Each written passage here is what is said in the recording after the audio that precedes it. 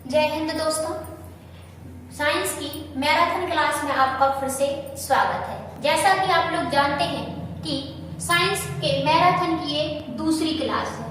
पहली क्लास में हम कोशिका नामक टॉपिक पढ़ चुके हैं और यह हमारी साइंस का दूसरा टॉपिक है। इसकी वीडियो का लिंक आपको डिस्क्रिप्शन में मिल जाएगा, जो 1 घंटे में लगभग पूरी कोशिका के चैप्टर को कंप्लीट कर देगा। तो हम चलते हैं हमारे दूसरे टॉपिक की ओर।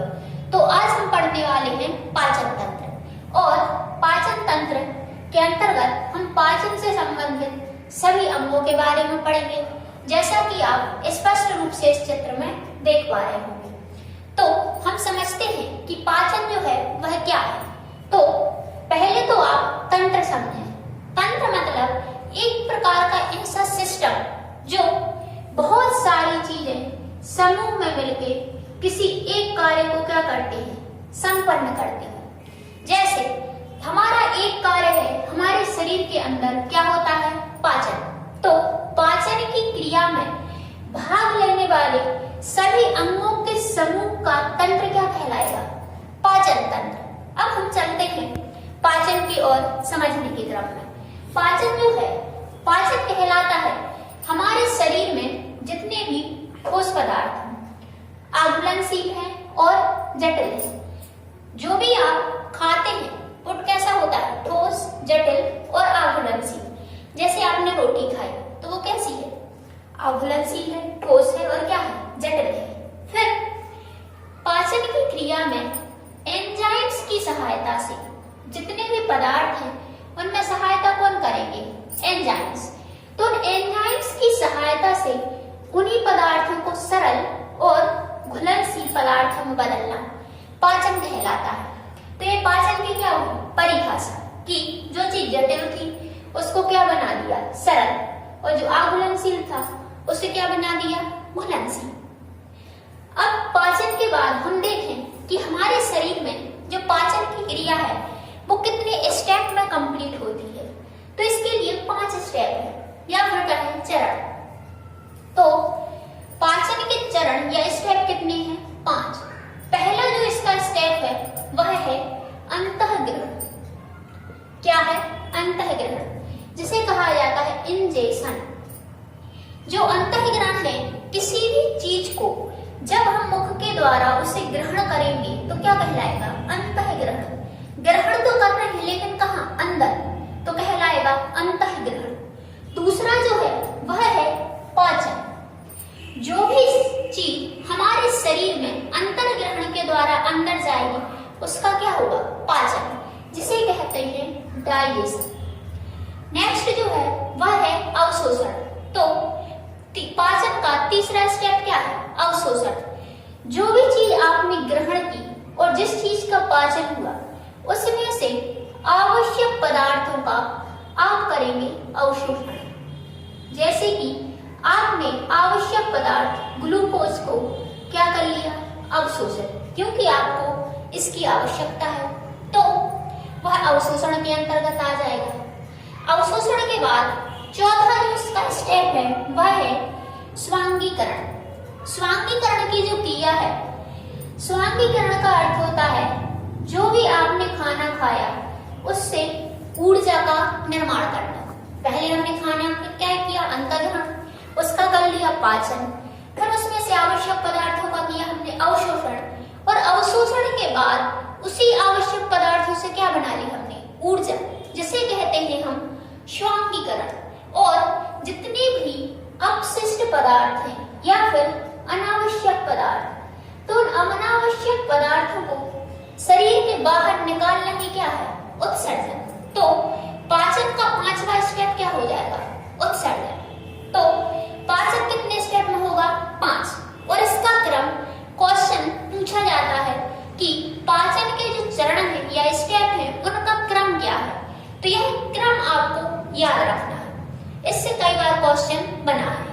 अब जो पाचन के अंतर्गत अंग जो है वह आप देखें तो क्या है, जैसे कि मुखगुहा, यकृत और पित्ताशय, छोटी आंत, बड़ी आंत। हम इन सभी अंगों को अभी डिटेल में पढ़। अब हम समझते हैं पाचन तंत्र के अंग। को पढ़ने के लिए हम इसे दो भागों में बांट देते हैं। एक भाग है आहार नाल और दूसरा भाग है पाचक ग्रंथियां। अब आहार नाल जो है इसे कहा जाता है एलिमेंट्री कैनाल और यह मुख से लेकर गुदा तक का भाग होता है। अब आप इसके शब्द के अर्थ से समझे। पहले आहार का मतलब है भोजन, जो भी आप खा रहे हो वो क्या है, भोजन। और नाल का अर्थ होता है नली। क्या होता है, नली। अर्थात हमारे शरीर की एक ऐसी नली जहां पर भोजन क्या हो, उपस्थित, या फिर जहां से हमने भोजन खाना शुरू किया, जहां से हमने भोजन खाया और वहां से लेकर और जहां जहां तक भोजन जाएगा और जहां जहां भोजन उपस्थित होगा उस सभी भाग को कहा जाता है आहार नाल। तो आहार नाल जो है वह मुख से शुरू होती है और गुदा तक चलती है। मुख गुहा से शुरू होगी, मुख गुहा, ग्रास नली, आपका पेट, छोटी आंत, बड़ी आंत और पूरे गुदा तक के भाग को कहा जाता है आहार नाल। अर्थात आहार नाल के अंतर्गत ही सभी आपके जो पाचन के अंग हैं वो क्या है, सम्मिलित है। इसकी लंबाई की चर्चा करें तो लगभग 6 से 8 मीटर होती है और इसी के अंदर सभी अंग आ जाएंगे। तो एक तरफ हम पढ़ेंगे पाचन से संबंधित अंग और दूसरी तरफ पढ़ेंगे इसमें सहायक होने वाले, सहायता करने वाले ग्रंथि। जैसे कि मुख में क्या बनती है, लार ग्रंथि। तो यह पाचन की क्रिया में सहायक क्या है, ग्रंथि। तो सबसे पहले हम अंग देखें मुख गुहा। आहार नाल के अंतर्गत ही क्या आती, मुख गुहा। तो पाचन का सबसे पहला अंग है मुख गुहा, जिसके अंतर्गत आप दांत भी पढ़ेंगे और क्या पढ़ेंगे, जीभ। और मुख गुहा में जो पाचक ग्रंथि है वह लारीय ग्रंथि। दूसरा जो हमारा पाचन का अंग है वह है ग्रास नली या फिर भोजन नली। चित्र में देखें दोस्तों, जहां से आपने खाने को ग्रहण किया वो क्या है आपका, मुख गुहा। मुख गुहा में आपको दांत मिलेंगे और दांत के बीच क्या मिलेगी, जीभ, जो आपको स्वाद देगी। और इसी के मुख गुहा के नीचे आपको मिल जाएगी ये सभी लारीय ग्रंथियां। फिर जब इससे आगे बढ़े तो यहाँ से भोजन जिस नली की सहायता से अंदर आता है तो उसे कहा जाता है ग्रास नली। ग्रास का अर्थ ही होता है भोजन। तो भोजन जिस नली की सहायता से मुख से हमारे पेट तक आ जाए तो उसे क्या कह देंगे हम, ग्रास नली। तो दूसरा अंग क्या हो गया, ग्रास नली या फिर भोजन नली, जिसे कहा जाता है इशोफेगस। तीसरा जो हमारा अंग है आमाशय। तीसरा क्या मिलेगा, आमाशय, जिसे हम पेट भी कह सकते, उदर कह सकते या फिर स्टमक। तो तीसरा जो हमारा अंग है यहाँ से शुरू होगा और यहाँ तक जो चलेगा वह है हमारा पेट या फिर आमाशय। और आमाशय में आपको जो पाचक ग्रंथि मिलेगी वह ग्रंथि है जठर ग्रंथि या फिर गैस्ट्रिक ग्लैंड, जो कि यहाँ पर स्थित है।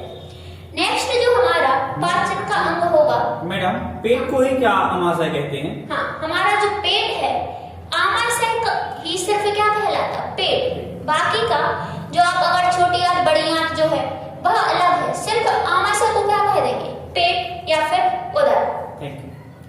नेक्स्ट जो है चौथी जो हमारी अंग मिलेगी वो है छोटी आंत। पाचन का चौथा अंग छोटी आंत के अंतर्गत यकृत पढ़ेंगे और क्या पढ़ेंगे, अग्नाशय। और छोटी आंत जो है वह हमारे पेट या फिर आमाशय से शुरू होती है और जितनी आपको नीले रंग की संरचना दिख रही है ये सभी छोटी आंत है। और छोटी आंत में जो पाचन ग्रंथि मिलेगी वह मिलेगी आंतीय ग्रंथि। नेक्स्ट जो हमारा अंग है वह है बड़ी आंत। तो चित्र में जो आप काले रंग की संरचना देख रहे हैं, छोटी आंत के चारों तरफ फैली हुई है, क्या फैली है, बड़ी आंत। तो नेक्स्ट पढ़ेंगे हम बड़ी आंत और सबसे अंत में पढ़ेंगे गुदा, जहां पर भोजन पचने के बाद पहुंच जाता है और फिर उसे बाहर गुदा के माध्यम निकाल दिया जाता है। अच्छा, तो मैडम ये बोल रहे हैं जो ये ग्रंथियां हैं, मात्र 3 ही ग्रंथियां मिलती है इसमें। हाँ, और वो कुछ एंजाइम वगैरह वो अभी इसको हम विस्तृत में पढ़ने वाले हैं कि जो पाचक ग्रंथियां हैं, जैसे मुख